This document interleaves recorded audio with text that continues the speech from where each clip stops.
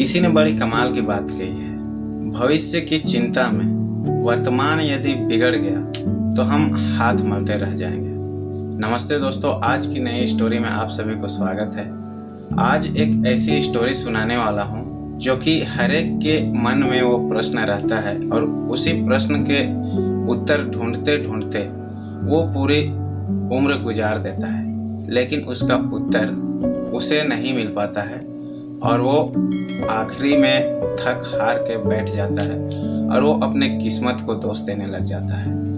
दोस्तों, आज की स्टोरी है एक रूसी साहित्यकार टॉलस्टॉय की, जो कि अपनी एक कहानी 3 प्रश्न में लिखा है। अब वही 3 प्रश्न दोस्तों हर एक इंसान के मन में आता है और उसका उत्तर स्वयं के पास होते हुए भी वो उस उत्तर को नहीं ढूंढ पाता है। तो चलिए शुरू करते हैं। टॉलस्टॉय की स्टोरी 3 प्रश्न जो है वो एक राजा से शुरू होती है। एक राजा था जिसके मन में हमेशा 3 प्रश्न उठते थे और वो 3 प्रश्न जो उठते थे उसका उत्तर पाने के लिए वो हमेशा उत्साहित रहते थे कि इस 3 प्रश्न का उत्तर हमें जानना चाहिए। यही मन में उसका ख्याल हमेशा रहता था। तब एक दिन उसने अपने राज्य मंत्री के साथ में परामर्श लिया और एक सभा आयोजित किया। उस सभा में बहुत से लोग उपस्थित हुए और उनके सभापति जो भी थे वो सबकी उपस्थिति में वो बैठक होती है और वो राजा अपने मन में जो उत्पन्न 3 प्रश्न को उन सब के सामने रख देता है। अब उस राजा का 3 प्रश्न क्या था ये ध्यान से सुनिएगा। उसका पहला प्रश्न था कि सबसे महत्वपूर्ण कार्य क्या होता है। उस राजा का सबसे पहला प्रश्न था सबसे महत्वपूर्ण कार्य क्या होता है।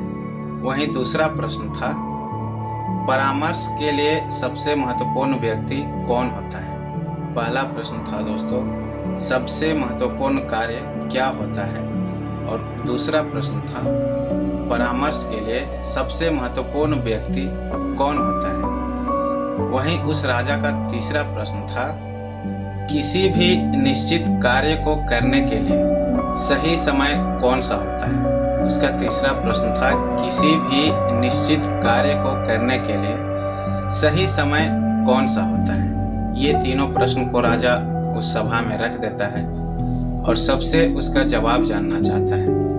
राजा के इन 3 प्रश्नों को सुनकर सभी अचंभित हो जाते हैं और सभी अपना अपना उत्तर देते हैं, लेकिन राजा को किसी से भी संतोषजनक जवाब नहीं मिल पाता है। लेकिन उस सभा में एक बात निकल के आता है और राजा को पता चलता है कि किसी जंगल में एक सन्यासी कुटिया बना कर रहता है और वहां पर कोई भी व्यक्ति कुछ सोच के जाता है तो वो खाली वापस नहीं आता है, उसको संतुष्टि मिलती है।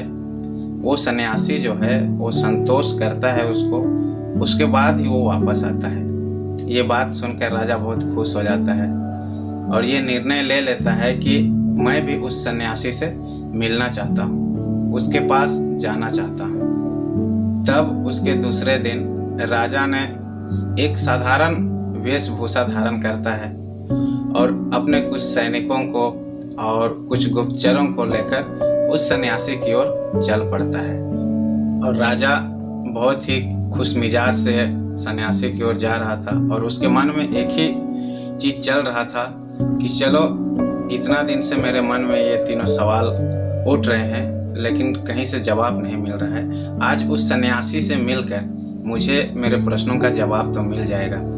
जब वो राजा उस कुटिया के समीप पहुंच जाता है तो अपने साथ लेके गए सैनिक और जो गुप्तचर थे उन्हें उस कुटिया से दूर रहने के लिए बोलता है और वो अकेले उस कुटिया की ओर चल पड़ता है। जब कुटिया के काफी समीप पहुंच गया राजा तो देखता है कि वहां जो सन्यासी था वो अपने खेत पर कुदाल चला रहे थे। कुछ समय बीत जाने के बाद उस सन्यासी का नजर राजा पर पड़ता है और राजा से उसके आने का कारण पूछता है। इतना सुनते ही राजा अपने मन में उठ रहे तीनों प्रश्न को सन्यासी के समक्ष रख देता है और अपने सवाल के जवाब का प्रतीक्षा करने लगता है। लेकिन ऐसा नहीं होता है। वहाँ पर वो सन्यासी उसे जवाब देने के बजाय उस राजा को भी कुदाल चलाने का संकेत करता है।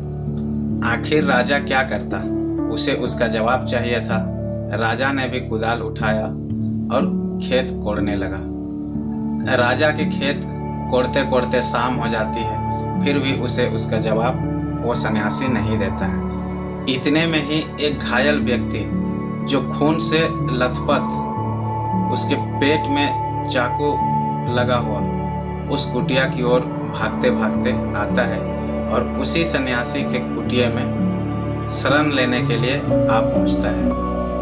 इस घायल को देखते ही वो सन्यासी और राजा दोनों मिल के उसकी सेवा करते हैं, उस पर मरहम पट्टी करते हैं और जब उसके चोट में कुछ आराम मिला तो वो घायल व्यक्ति वहीं पर सो जाता है। जब सुबह हो जाती है, वो घायल व्यक्ति उठता है और उस सन्यासी के पास जाता है। जब उस सन्यासी के पास जाता है तो वहां पे उस राजा को देखता है। उस राजा को देखते साथ वह उससे क्षमा मांगने लगता है, उससे पैर पकड़ने लगता है। तो ये सोच के राजा एकदम आश्चर्यचकित हो जाता है कि आखिर यह व्यक्ति मुझसे क्यों क्षमा मांग रहा है। अब राजा के आश्चर्यचकित को देखकर वो घायल व्यक्ति अपना परिचय देता है और कहता है कि कल तक मैं आपको अपना घोर शत्रु समझता था, क्योंकि आपने मेरे भाई को फांसी की सजा सुनाई थी।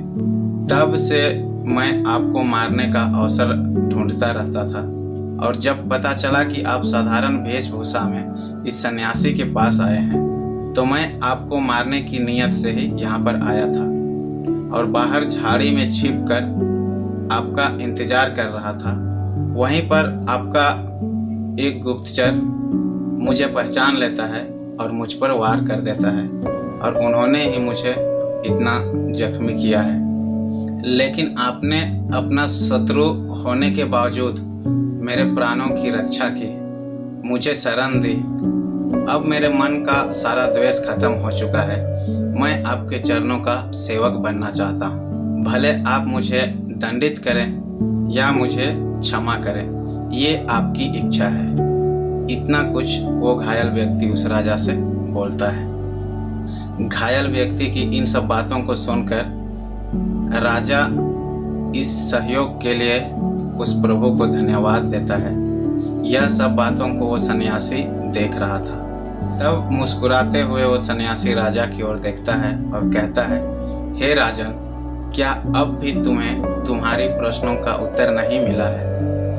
राजा दुविधा में पड़ जाता है और उस दुविधा को देखकर वो सन्यासी उससे बिना कुछ और पूछे बगैर वो कहने लगता है, आपके पहले प्रश्न जो सबसे महत्वपूर्ण कार्य क्या होता है, उसका सही उत्तर है सबसे महत्वपूर्ण कार्य वह होता है जो हमारे सामने होता है। जैसे आपने मुझे खेत जोतने में सहयोग किया, अगर आप यह सहानुभूति नहीं दिखाए होते तो आज आप अपनी जीवन की रक्षा नहीं कर पाते।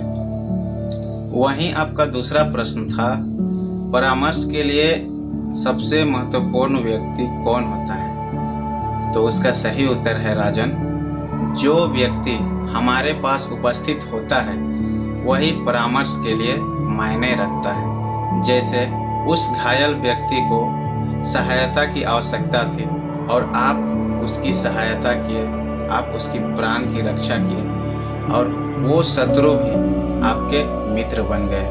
तो उससे ज़्यादा बेहतर परामर्श के लिए और कोई व्यक्ति नहीं होता है जो आपके सामने होता है। और वहीं आपका तीसरा प्रश्न था, किसी भी निश्चित कार्य को करने के लिए सही समय कौन सा होता है? तो इसका उत्तर आपको मिल ही गया होगा। तीसरे प्रश्न का उत्तर यही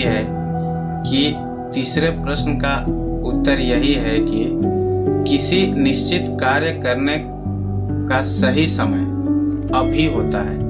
अभी से बेहतर कोई भी सही समय नहीं होता है। इन तीनों जवाब को सुनकर राजा बहुत ही खुश होता है और उस सन्यासी को पैर छूकर धन्यवाद देने लगता है कि हे प्रभु, आप ही मेरा प्रभु हैं। ये 3 प्रश्न जो है वो कई वर्षों से मेरे दिमाग में घूम रहे हैं, लेकिन आज तक मुझे जवाब नहीं मिला। दोस्तों, महान रूसी साहित्यकार टॉलस्टॉय की यह कहानी 3 प्रश्न हमें यह सिखाती है कि वर्तमान के महत्व को कभी नहीं भूलना चाहिए। भविष्य की चिंता में वर्तमान यदि बिगड़ गया तो हम हाथ मलते रह जाएंगे। दोस्तों, इस स्टोरी से क्या कुछ सीख पाए ज़रूर बताइएगा और इसी तरह का इंस्पिरेशनल स्टोरी सुनने के लिए सब्सक्राइब जरूर कीजिएगा, क्योंकि एवरीडे नई नई स्टोरी मैं लाता रहता हूँ। मिलते हैं अगले कुछ नई स्टोरी के साथ, तब तक के लिए धन्यवाद।